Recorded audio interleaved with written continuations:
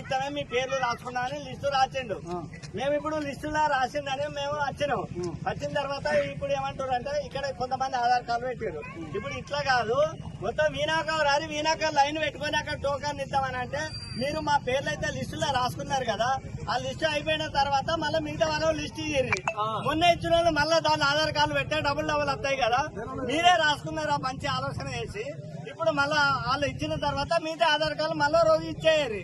మేమేమో ఇబ్బంది పెడతాం, మీరు విడిచినట్టే మేము వస్తామండి అంటున్నాం. చైర్మన్ ఏమంటుండే వీణాకర్ రాని అంటున్నట. కరెక్ట్ ముచ్చటేనా ఇది?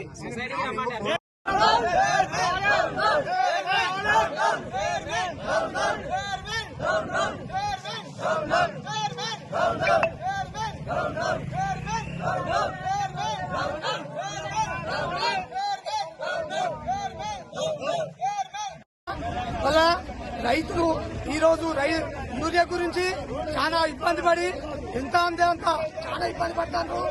రైతు పాలన అని ప్రజాపాలన అని రేవంత్ రెడ్డి గారు హామీలు ఇచ్చి ఈ రోజు ఇక్కడ రైతులను ఎంత కోసం ఉంచుకుంటారో మీరు ఒక్కసారి చూడండి. రైతులు యూరియా గురించి చాలా ఇబ్బంది పడుతున్నారు. కాబట్టి ప్రభుత్వం వెంటనే యూరియా బస్తాలు ఎక్కువ కేటాయించి రైతులను ఆదుకోవాలని మా యొక్క మనవి.